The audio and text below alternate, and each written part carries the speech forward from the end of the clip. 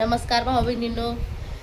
तर झालं घरचं सगळं काम, जेवण झालं, खावण झालं. मग आता चला म्हणलं अति महत्वाच्या कामाला निघालेलो आहे भाऊ बहिणींनो.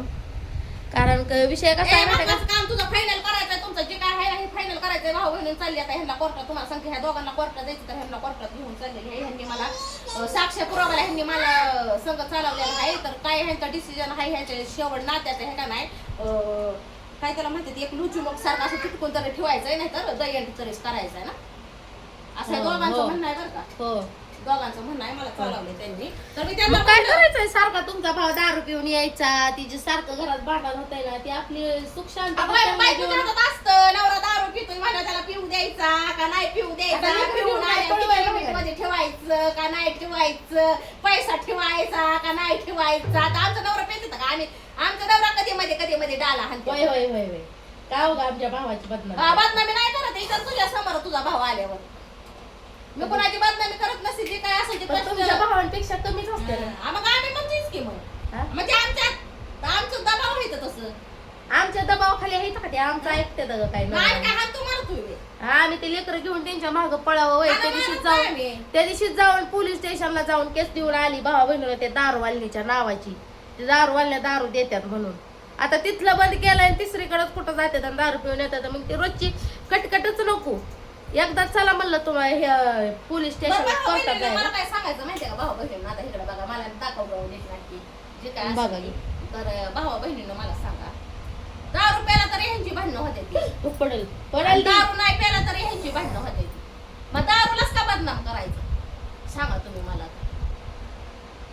मग तुमच्या म्हणण्याने दारू पिऊ द्यायची आहे का? हा, तुमच्या म्हणण्याने दारू पिऊ द्यायची आहे का? नाही माझं म्हणणं नाही नाही नाही पण पिऊ द्यायची. हा पिऊ द्यायची, हा चल पिऊ दे पिले योग्य काय साक्ष पुरावा कारण की भावा बहिणींना हो का, ते असा बी प्यायला लागला आणि तसं बी प्यायला लागला. आपण भरपूर वेळा त्याला सांगितलेलं आहे की दारू पिऊ नको दारू पिऊ. ती काही सुटलेला का दारू प्यायचा, नाही सुटलेलं, बरोबर आहे का नाही. तर माझं म्हणणं काय माहितीये का, दारू प्याला तर ती भांडणं होते, ते नाही प्याला तर ते भांडणं होते. ते मग विनाकारण दारूला का बदनाम करायची, पॉइंट आहे माझं हे. मग ह्याच्यात तुम्हाला सांगते, सांगा तुम्हाला काय सांगायचं. ह्या गोष्टीवर कमेंट करा भावा बहिणींनो. ही ही गोष्ट बरोबर आहे का? दारूला बदनाम करायचं म्हणजे माणूस चुकीचं आहे. दारू बदनाम नाही, दारूला ती दारू घरी येत नाही, दारूला जाय आपण तिथं जातो मग ती माणसाची चूक आहे. दारूला बदनामी करत नाही. पण एवढंच की पियाला तरी लिमिट कुठल्या गोष्टीचं असतंय ते राहिलं पाहिजे. लिमिट सोडलं तर मग ती बाहेर अशा ओव्हर गोष्टी होते, त्या आजूबाजूची बी फायदा घेते, आजूबाजूची बी फायदा घेते ती. आणि जिथं जिथं मी नांदती त्या घरी तर तसंच चाललेलं आहे भावा बहिणीनं. त्यामुळे मग आहे ना माझ्या चांगला नसतो, कुणाचाही शेजार चांगला नसतो भावा बहिणीनं. त्याला आहे का ना खमक्यानेच तुम्हाला सांगतो. जशी माझी आई नांदली ना तिथं, माझ्या आईला सुद्धा जशी माझ्या आई नांदली का ना, माझ्या आईला बॅशीच करत होती, खमक्यानं राहायचं. जसं घरी आपण टामटाम बोलतो ना, तसं चार माणसाला सुद्धा जर आपल्याला घडवून आले तर चार माणसाला बोलायची एवढी हिंमत ठेवायची. माझ्या जागेवर दुसरी एखादी गरीबडी असती ना तर तिला कधीच पळवून लावली असती. पण मी आहे म्हणून आणखी जाती तिथं. आम्ही काय कुठं खपलोय मिलोय पळवून लावल्या नाही त्यांचं धीर बोलवणी. शुभ शुभ बोला, आम्हाला काही तुम्हाला मारायचं नाही. कसं पण असं त्या येड्या वाकड्या आमच्या असं आमच्यात राहावा, तुम्ही मरू नका. सगळ्याला आशीर्वाद माझा असं नाही. कसं आहे माहिती का भावा बहिणीनं, सगळ्या गोष्टी अशा पण होत्यात आणि तशा बी होत्यात. मग सगळ्याला आपल्याला ही करून घ्यायचंय, मॅनेज करून घ्यायचंय. बसायचं सोडून तुम्हाला सांगते जी पळतोय ते सगळं झाल्यावर येतो गेला बघा आता पळून लगेच सांगायला लागले. आता कुणा ह्यांच्या कुठनं सांगायचं सांगा आता तुम्ही. आणि ही लेकरं ही असली एक ना धरण भारावर चिंदी सोड्या पाण्यावाली लेकर आहे ती, कसं राहायचं मला कळलं. आणि लेकराला आका आका नको काढाय ती बोका नको काढाय. कसं आहे माहिती का भावा बहिणीनो, आपण ज्या गावात राहतोय ना त्या गावाचा विषय तुम्हाला सांगते. आमच्या इथली एकतर लय डेंजर लोक आहेत. आजूबाजूला असं इथं बी नसला असा शेजार, इतका बेकार शेजार आहे आमच्या इथं. ते थोडं काय झालं की आमच्यावर नुसता डॉलच खायला येतोय. ए सर तू इकडे ग, इकडे मूर्खा. ही एक पोरगी बघा वळणाच्या बाहेर चालली, हिला हाकलून देते आता कुठं त्या पूनम ताईच्या इकडे, तिकडे त्यांच्या दबावाखाली ठेवते. त्याच्या हातात छडी घ्या की. छडे कशाला घ्यायचे आता कसं खाली टाकले त्याला हा ते बघून बघून हाणणार आणखी परत. मग हाणला की मग तर चापटी कसं मुतावती की त्याला मी फळा छडी काय रे हाणतो बसला भाऊ. लाड हातात घावलती आणि मारतो. कसा बघतोय बघा, ए कसं बघतोय या. मग बघून आणून ते हिला पाणी ठेवतो खायला लागतो. उगा हाय मोठी दाटी बहीण महान नवऱ्यापेक्षा मोठी म्हणून आम्ही त्यांच्यापाशी येतोय न्याय निवाडा करायला. मग माझा न्याय हीच असतो एकदम परफेक्ट. होय ना. हा आखऱ्या शेवट फायनल. हा शेवट फुलान फायनल. मग तिथं डायरेक्ट सौगा राहायचंय का व्हायला व्हायचंय एवढा फायनल होणार आहे आता आमचा भावा बहिणीला. तुमचं तुम्ही डिसिजन घ्यायचं काय करायचं. पण मी वायली राहिली तर मी इथंच राहणार आहे. मी माझ्या आईच्या घरी जाणार नाही. ना कुठं घरा करू का तुला देवाने 2 हात पाय दिलेला आहे तर दाना दाना काम करायचं खायचं आणि काय नको म्हणतोय होय लेकरं भावा तेवढी बहिणीला? सांभाळा, कामाला जाईल आणि करून खाईन माझी. होय भावा बहिणीला. जे रोजची जे वाद होतो सारखा ती वाद कमी कुठं तर झाला पाहिजे मला. त्यांना बी सुखात राहू द्या त्यांच्या आई बापाच्या घरी. तिची सारखं मला भांडणात म्हणते तर माझ्या आई बापाच्या घरी मी राहतो, तुम्ही जावा इथनं, तुम्ही माझ्यापाशी नको.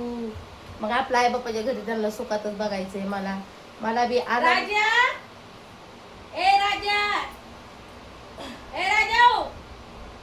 ए राजा तिकडे ये काय असेल ते सांग. बोलव त्याला. एवढं मोठे राहडाय कुठं लावलं येतील किती. बोलव हा चार रडते ते बघितलं भाऊ. मग काय ते. शेजारी पाजारी गोळा होते गोळात निघा.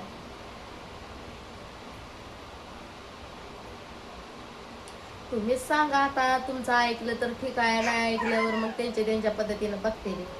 मी तर तुमचा पहिल्यापासून शब्द मोडत नाही माहिती आहे ना.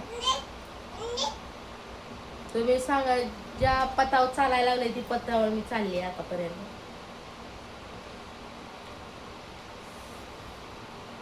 कारण की आजकालच्या भाड्या हल्लीत कोणत्याच नंदा अशा नाही की भाऊजायांना असं एवढं सांगून शिकवते त्या, म्हणजे चांगल्या गोष्टी सांगते त्या, कारण की ती त्यांचं परपंच बघते त्या.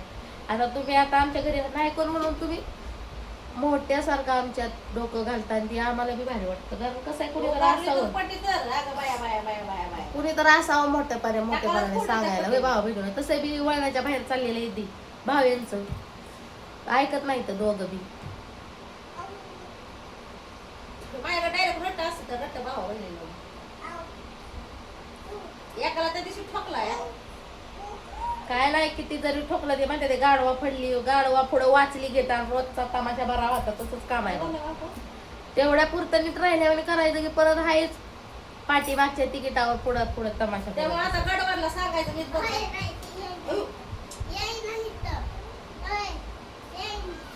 ये नाही बसला बाई दडून बसला व्हिडिओ मध्ये येईनातच.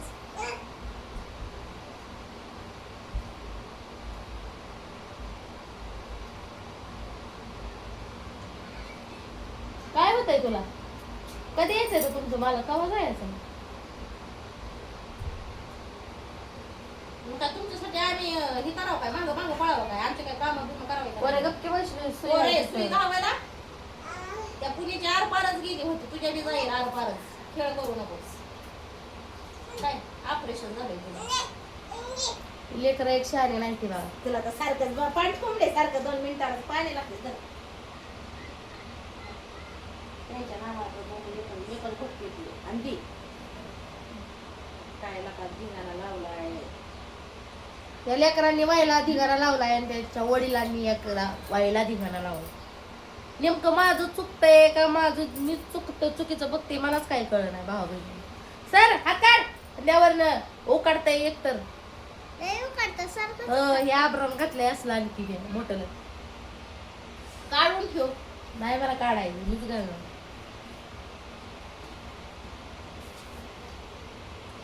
अगं बाय नाक डोळे छान नाही रंग गोरा गोरा पान आता तरुण पण काही सरायला कुणीतरी न्या हो मला निर्वायला. न्याहो मला फिरवायला, कुणीतरी न्याहो मला निर्वायला. अगं बाई नाक डोळे छान, रंग काळा काळा पान, कुणीतरी न्याहो मला फिरवायला, कुणीतरी न्याहो मला फिरवायला. बघू पुढच्या घडामोडी सांगतो तुम्हाला काय होतं काय नाही. Bye bye.